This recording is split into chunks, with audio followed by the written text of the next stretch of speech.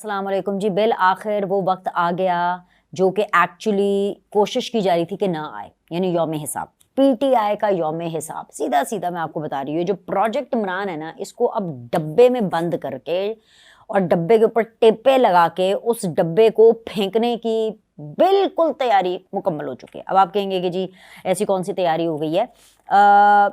बहुत बड़ा काम होने वाला है, बहुत बड़ा काम होने वाला है।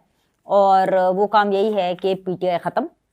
और ये कैसे होगी, इसका क्या तरीका तय पाया है और इसका मैकेनिज्म क्या होगा या इसका प्रोसेस क्या होगा, वो सारा मैं आपको इस वीडियो के अंदर बताऊंगी। लेकिन सबसे पहले मैं आपको दो अहम चीज़ें बता दूं। एक तो ये कि जो पेशावर के कोर कमांडर हैं उनको तब्दील कर दिया गया है। और बस मैं यही कहूँगी, इफ्तारी कैसे लगी, इफ्तारियाँ कराएंगे और फिर उसके बाद अली अमीन गंडापुर और उनकी जो पूरी खैबर पख्तूनख्वा के अंदर जो भी काबीना है, और वो सारी फिर बैठ करके क्या खड़े हो करके वो जलसों के अंदर आप लोग को तरियाँ लगाएंगे हैं और हाफिज़ साहब कह करके बात करेंगे। तो ये तो फिर अच्छी बात नहीं है ना, ये तो अच्छी बात नहीं है। लेकिन मैं आपको बता रही हूँ कि जो अनमोल रतन है ना इमरान खान साहब के, ये मुराद सईद, हमाद अजहर, ये असलम इकबाल, अली अमीन गंडापुर, इन सब का नंबर लग गया। और ये कहीं पर भी चले जाएं, पताल में भी हों, इनको निकाल के लाना है और इनकी ऐसी की तैसी करनी है। क्योंकि वो क्या कहते हैं ना, एक साल की छुट्टी, 365 दिन, 365 डेज की मौज मस्ती, छूट और ज़बान की छूट, हर तरह की छूट के बाद अब आया है ऊंट पहाड़ के नीचे। तो जनाब, एक तो मैं आपको बताऊं कि ये कोर कमांडर वाली मैंने आपको खबर देनी थी कि कोर कमांडर पेशावर को तब्दील कर दिया गया है। कि मैंने तो आपको कहा था, पहले ही बताया था, जब मैंने खैर क्या बताना है, डीजीआईएसपीआर आकर के बता रहे हैं कि अगर 2014 का धरना, पीटीवी पर अटैक, पार्लियामेंट पर अटैक, जो परवेज़ खटक हैं वो सूबे को लेकर के आ रहे हैं जी, उसके पूरे वसाइल के साथ विफाक के ऊपर चढ़ाई करने के लिए, हाँ, वो स्टेज के ऊपर डांस कर रहे हैं 126 दिन के धरने के अंदर हैं, और यहाँ पर उन्हीं के सूबे के अंदर वो एपीएस का वाकया हो जाता। मतलब बड़ी बातें हैं भाई, बहुत बातें।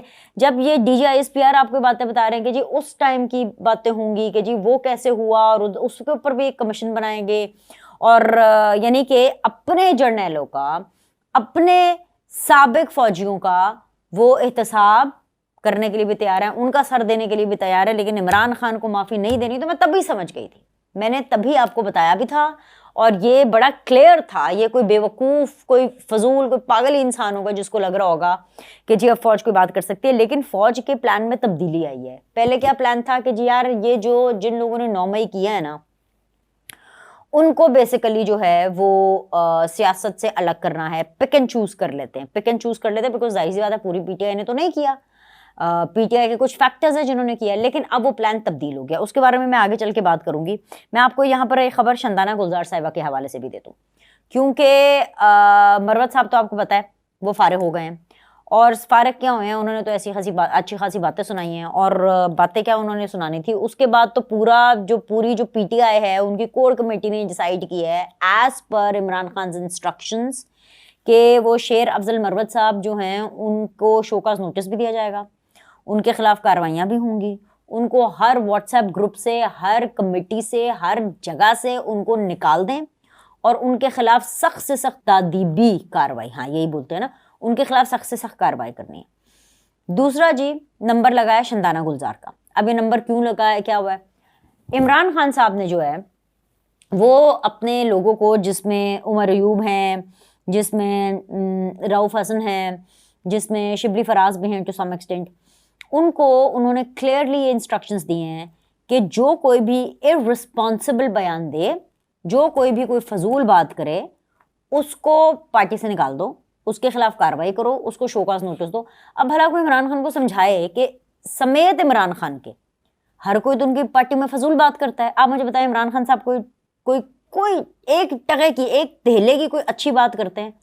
जब वो जेल से बाहर थे, मैं वहाँ से शुरू हो जाती हूँ, जेल से भी बाहर छोड़े, जब वो वज़ीर आज़म थे, कोई ऐसी तकरीर जिसका उन्होंने कोई ऐसा डायलॉग बोला हो, कोई उन्होंने ऐसी शेर व शायरी की हो, कोई ऐसा उन्होंने मिसरा बोला हो, कोई ऐसा उन्होंने कोट किया हो कि जिसको आप कहें कि वाह वाह वाह वाह वाह वाह यार, मतलब क्या तकरीर थी, क्या मतलब कोई आपने मुहावरा बोल दिया या क्या आपने शेर बोल दिया या क्या आपने कोई बात कर दी, क्या होता क्या था तकरीबन।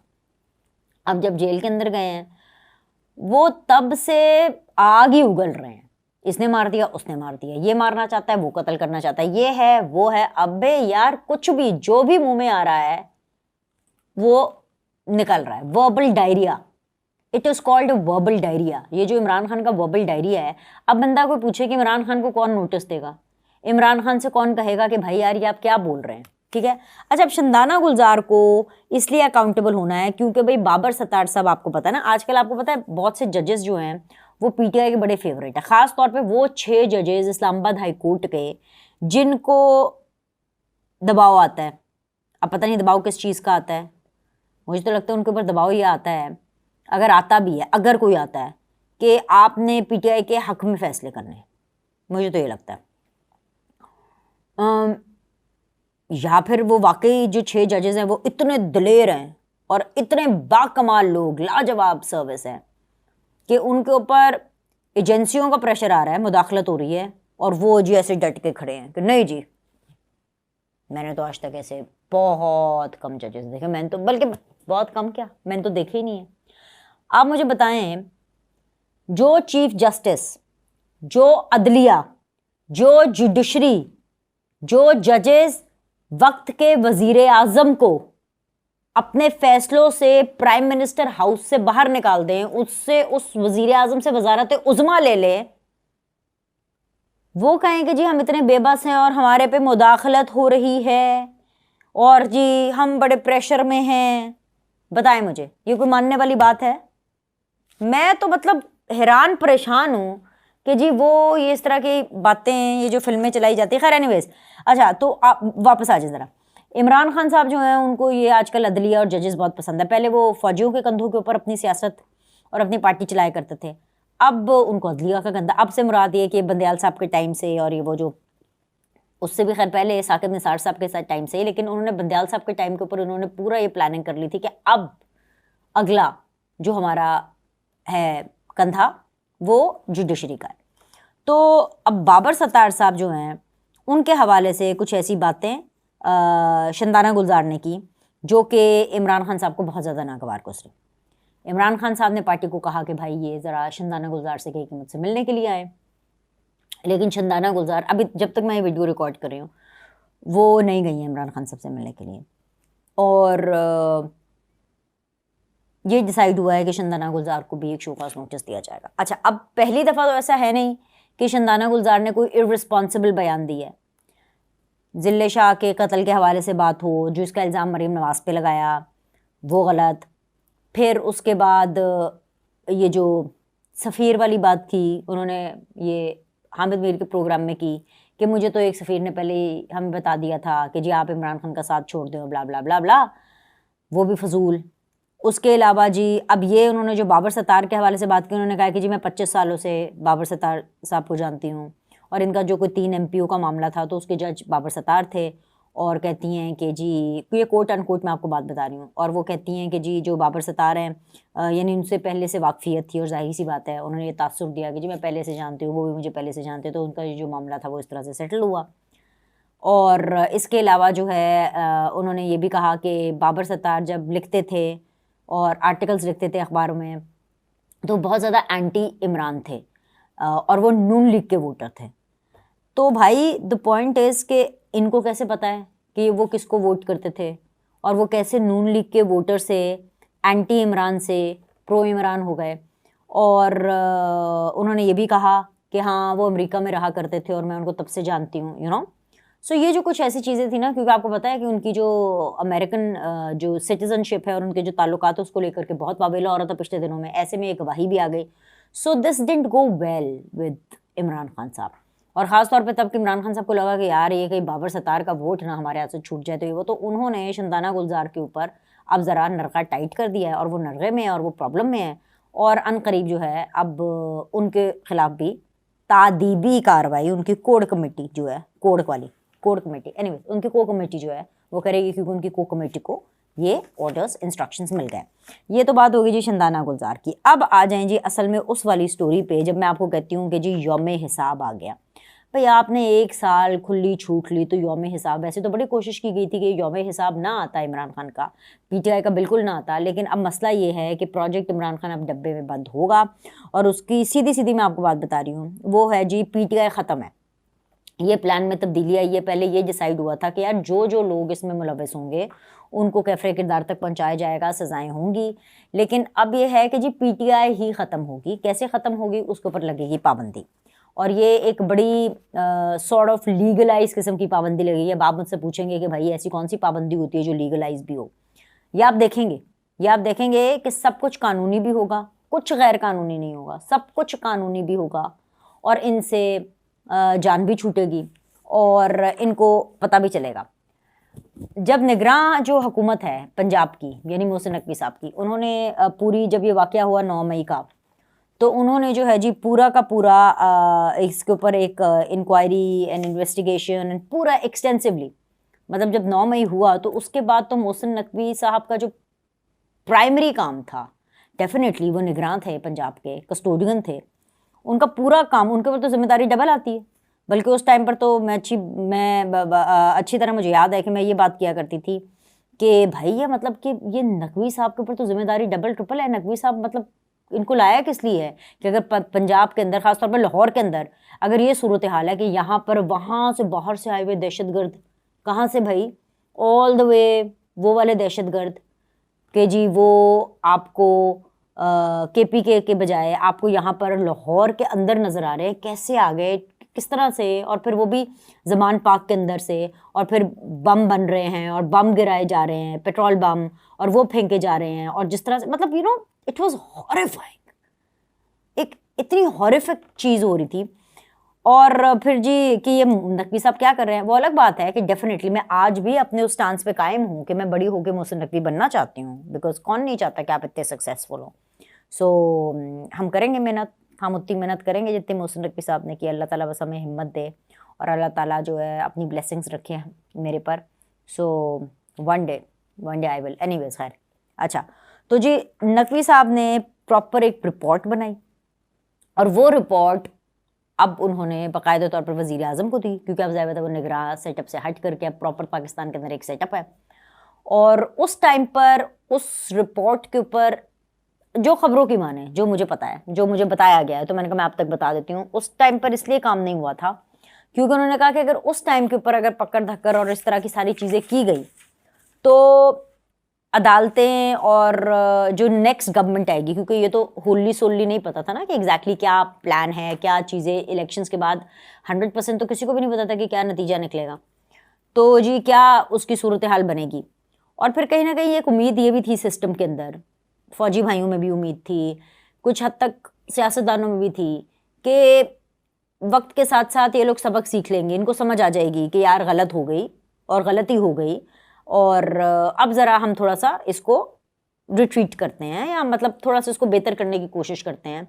पार्लियामान में भी इन लोगों को इसीलिए अकोमोडेट किया गया कि चलो यार, मतलब कहीं पर तो ये बंदे के पुत्र बनेंगे, कहीं पर तो बनेंगे, लेकिन ये नहीं बने, ठीक है। उल्टा इन्होंने और अपना दज्जालीपन दिखाया। सो अब वो रिपोर्ट जब प्रेजेंट हुई आज से 2 दिन पहले, तो उसके अंदर वाज़े तौर पर क्लियरली लिखा है कोई तकरीबन 180 के करीब जो हैं वो जिम्मेदार लोग हैं, 180 कल्प्रिट्स, 180, ठीक है। और उन कल्प्रिट्स का जो सरगना है वो इमरान खान है, क्योंकि जो मोहसिन नकवी ने जो रिपोर्ट उनके टाइम पर बनी थी उसके अंदर सारे ताने बाने इमरान खान से मिलते थे, और कैसे मिलते थे, जियो फेंसिंग हुई, और जियो फेंसिंग के अंदर बहुत सी और चीज़ें, और this is just one thing. उसके अलावा और बहुत सी इदारे हैं जिन्होंने अपनी वर्किंग की, अपनी रिपोर्ट्स बनाई, अपनी सारी इन्वेस्टिगेशंस की, अपनी इंक्वायरीज़ की। और geo fencing is one of that thing जो कि पब्लिकली सबके सामने आई कि उन्होंने कहा कि जी geofencing is one of the things जिससे कि WhatsApp and phone calls and messages and everything, और मास्टरमाइंड उसके इमरान खान है। तो अब ये डिसाइड हुआ है कि इमरान खान पर हाथ डाला जाएगा। अब वो ऑलरेडी अडाला में है, ये जो जेल के मज़े हैं ना वो तो इनके ख़त्म करने हैं, जेल की सहूलतें उसको भी बहुत स्ट्रिक्ट करना है। ये जो छूट दी जा रही थी कि कोई नहीं यार, चल यार कोई नहीं, वक्त का एक टाइम का वज़ीर आज़म रहा है, चल कोई नहीं यार, मतलब पॉपुलर है, okay fine whatever, no nothing. दूसरी चीज़ ये कि सख्ती होगी, और तीसरी चीज़ ये कि इमरान खान के किसी भी टाइम पर अब आपको खबर मिलेगी कि 9 मई के अंदर, गौर से सुनिएगा, 9 मई के अंदर इमरान खान को गिरफ्तार किया गया। ना सिर्फ गिरफ्तारी बल्कि उनके ऊपर फैसला भी होगा कि 9 मई की उनको कितनी सज़ा होनी है। 14 साल की सज़ा होनी है, 7 साल की सज़ा होनी है, जुर्माना कितना होना है, क्या क्या कुछ होना है। अब वो जो खेल हो रहा था ना, अब वो ख़त्म, direct business, rules of the game बदल चुके हैं, हर चीज़ बदल चुकी है, और पीटीआई पर लगेगा बैन। पीटीआई पूरी ख़त्म होगी। जो पीटीआई के जो सियासतदान हैं जो कि 9 मई में शामिल नहीं थे, उनको बाकी पॉलिटिकल पार्टीज़ में एडजस्ट किया जाएगा। किसी भी पॉलिटिकल पार्टी में चला जाएं, अपना कोई एक अलग ग्रुप बना लें, कुछ भी कर लें, ठीक है। वैसे भी खैर अब जो पार्लियामेंट में है वो तो वैसे ही आधी सुन्नी इत्तेहाद पे चली गई है। So PTI is going to be banned, PTI ख़त्म होगी और इमरान खान साहब को सज़ा होगी। अब इन सारी चीज़ों को देखते हुए आखिर में एक चीज़ फिर से ही, इन सारी चीज़ों को देखते हुए अगर आप दोबारा से पीटीआई का पेज खोले ऑफिशियल, उसके अंदर उन्होंने अभी से रोना शुरू कर दिया है, और वो ये लिख रहे हैं कि जी despite court orders the Adiala jail authorities in contempt of court have repeatedly refused medical care of illegally incarcerated Imran Khan. Why does, अब ये देखें इनकी हरकतें देखिए, पीटीआई का ऑफिशियल ब्लू टिक लगा हुआ अकाउंट है। Y does general Asim Munir, यार आसिम मुनीर का तो ये ऐसे नाम लेते हैं जैसे इनका चड्डी बड्डी है भाई। और कुछ खुदा का खौफ करो यार, कोई अक्ल को हाथ लगाओ। मतलब he is the army chief, he is the chief of the army. कोई डेजिग्नेशन देख लो भाई, कोई रुतबा देख लो। मतलब नाम ऐसे ले रहे हैं कि जैसे उनके साथ ये कंचे खेलते रहे हैं, क्रिकेट खेलते रहे हैं, या इमरान खान ने इनको क्रिकेट सिखाई है, या कुछ खुदा। मतलब he is, I just come, PTI का कुछ नहीं हो सकता भाई। Why does general Asim Munir's military backed illegitimate regime repeatedly refuse Imran Khan's legal and constitutional right to medical attention? Why won't the regime allow blood work and other medical tests to be done? What is the regime so afraid of? What is the regime hiding? हमें क्या पता क्या hiding हो रही है, हमें क्या पता कि क्या हो रहा है, कि क्या हाइडिंग हो रही है जी। पूरा उन्होंने इसके अलावा सारे ये कोर्ट के डॉक्यूमेंट्स भी इन्होंने ये शेयर कर दिए। तो मसला ये है कि जब आप इस तरह की ज़बानें इस्तेमाल करेंगे और कॉन्टिन्यूसली, और आपको लगता है कि इस तरह से एक्सेलरेटर पे पाँव दबा करके सिस्टम को आप जब ज़्यादा ट्रिगर करेंगे, सिस्टम को जब आप टाइट करेंगे हैं, तो आपको लगता है कि जी जिस किसी ने भी इमरान खान और पीटीआई को ये बोला है कि जी इससे आपकी सुनवाई हो जाएगी या फौजी आपसे ज़रा अंडर प्रेशर हो जाएंगे, तो ऐसा कुछ नहीं होगा। बल्कि जो इनके हक में भी जो 1-2 आवाज़ें थी ना, जो भी 1-2, वो भी अब ख़त्म होना शुरू होंगी, क्योंकि इमरान खान साहब ना किसी की एडवाइस ले रहे हैं। पता नहीं कौन से इनके जो वायलेंट किस्म के एडवाइज़र्स हैं जो इनको इतनी ख़राब एडवाइस दे रहे हैं। सो ये अब पूरा मामला है। तो आने वाले दिन जो है ना वो बड़े इंटरेस्टिंग होने वाले हैं, और ये मैटर ऑफ फ्यू डेज़ है, चंद दिनों का मैटर है, क्योंकि 365 दिन ऑलरेडी गुजर चुके हैं। सो ये तो होगा। और मैंने आपको पहले भी बताया था कि जब ये होगा, ये इतने लीगल तरीके से, ये नहीं कि कोई जानबूझ के, ये नॉर्मली इतने लॉफुल, इतने लीगल तरीके से होगा कि अब ये चाह करके भी इनको आप नहीं बचा पाएंगे। आर्मी चीफ साहब ने बड़ी कोशिश की, बार बार समझाया, ना बच्चे ना पुत्र, ना एंज नहीं, ना खान ना एंज नहीं। वो ना खान ना एंज नहीं, वो खान साहब तो भाई झाड़ पे चढ़ते जा रहे थे। अब उनको वहां से उतारने का वक्त हुआ जाता। एनीवेज जी, अभी के लिए इतना ही। लाइक करें, सब्सक्राइब करें। आपसे अगली वीडियो में मुलाकात करें।